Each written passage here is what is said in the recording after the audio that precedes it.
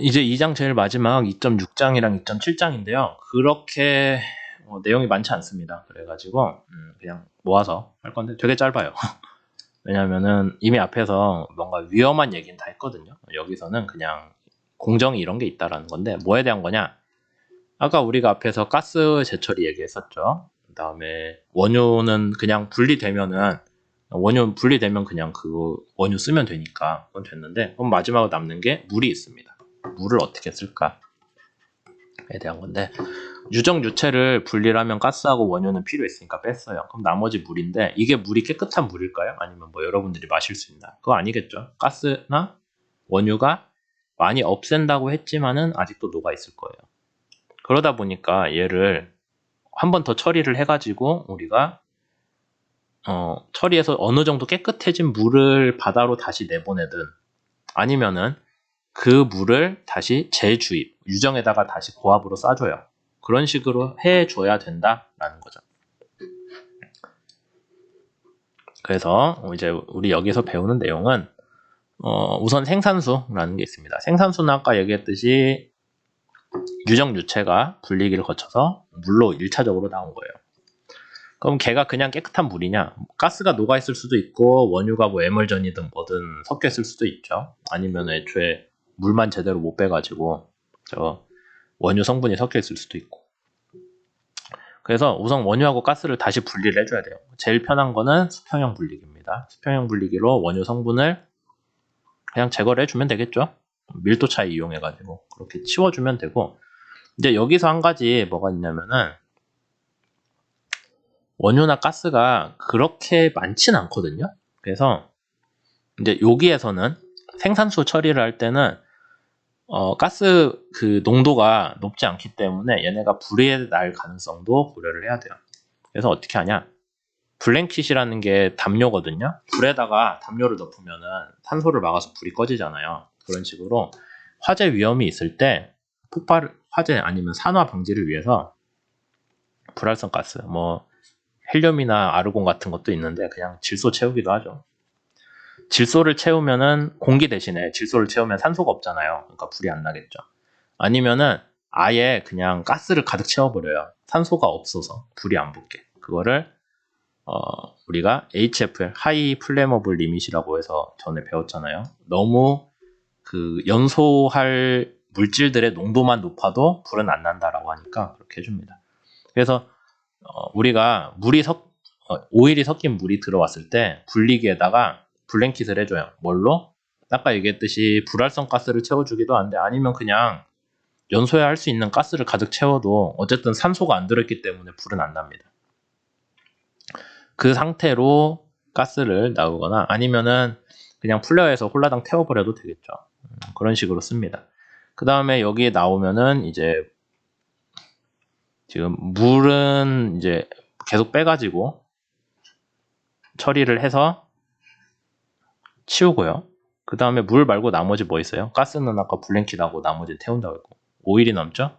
그래서 원유 넘어온 것도 처리를 해가지고 가스도 한번 없애고, 그러니까 계속 공정마다 가스 없애고 뭐하고 하는 거 항상 나와요. 가스 없애서 태우거나 오일 남은 거는 분리기 쪽으로 다시 처리를 하고 뭐 이런 식으로 갑니다.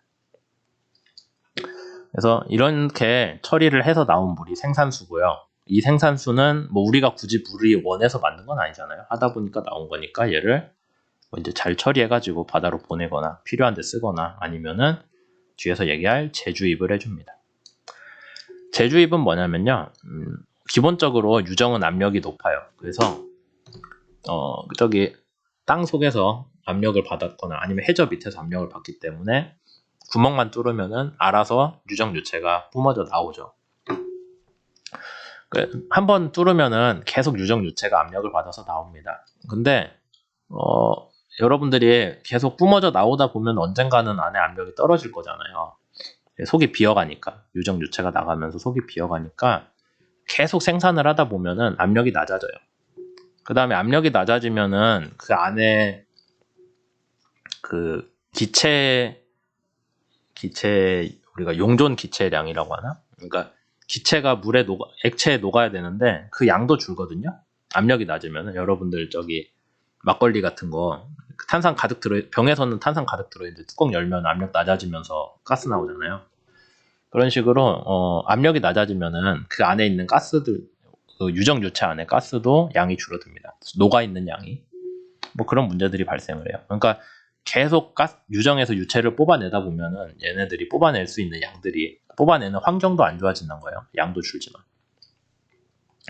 근데 여기까지 생각을 했는데, 유정 중에서 안에 가스나 지하수층이 분리되어 있으면은 가스가 이미 압력을 많이 받고 있기 때문에 유정 유체를 밀어주는 역할을 해요. 지하수도 자기가 압력을 많이 받고 있기 때문에 유정 유체를 밀어줍니다. 그런 특징들이 있어서 가스나 지하수가 있다면, 유정 안에 가스나 지하수가 들어가 있다면은 얘가 계속 압력으로 뿜어져 나오는 게 상당히 오래 지속돼요. 그걸 1차적 회수라고 하거든요. 그러니까 굳이 저희가 손을 안 대더라도 알아서 안에 압력이 유지되면서 계속 이 유정 유체가 나오는 그런 상황이 있고, 그래서 가스는 그냥 둬도 80% 정도는 나오고요. 유정 안에 있는 가스의 80%. 원유는 액체니까 무겁잖아요. 그렇게 쉽게 안 나오고 한 25에서 30% 정도까지 그냥 구멍만 뚫어도 나옵니다. 그러면 이제 나머지는 어떻게 할 거예요? 가스 20%나 원유는 75% 정도. 어떻게 할 거예요? 그거는 유정에다가 물이나 가스를 다시 넣어줘요. 고압으로. 걔를 막 밀어 넣어주면은 유정 유체가 다시 나올 거 아니에요. 압력이 높아지면서. 그걸 우리가 2차적 회수라고 하는데, 가스를 집어넣으면은 원유보다 이제 가스가 많이 나오는, 그러니까 가스를 넣었으니까 걔가 녹아가지고 밀려 나오는 그런 양들이 계속 있겠죠. 그런 문제가 있고요. 물을 주입을 하면은 유정 유체 안에 고압으로 물을 쏴줬기 때문에 물이 섞여요. 그래서 에멀전 형태로 많이 나옵니다. 그러면 그만큼 물을 분리하는 걸 추가로 해줘야겠죠. 그런 문제들이 있지만은 여기까지 해줘야 우리가 유정에서 석유나 가스를 끝까지 뽑아 먹었다라고 하는 거고요. 그거 말고 추가로 얘기하는 건 3차 회수나 뭐 촉진 회수라고 하는 것도 있는데, 얘는 뭐냐면은 물이나 가스 말고 약품이나 열을 넣어가지고 하는 겁니다.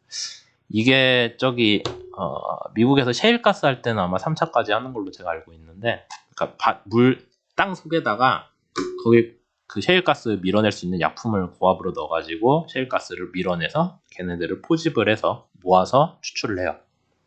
근데 뭐 이거는 반드시 하는 건 아니고요.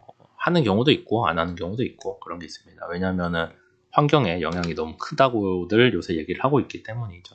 뭐 그냥 2차적 회수만 해도 사실 저거 심하게 하면 뭐 지진 난다 만다 그 얘기들 항상 있거든요. 근데 3차까지 하면은 환경 영향 크니까 알아만 두고 안 하는 경우들도 많다라는 거죠. 그래서 2.6, 2.7은 이렇게 짧은 내용으로 금방 끝났고요. 이제 이후에서는 3장 신뢰도 관련한 얘기를 하도록 하겠습니다.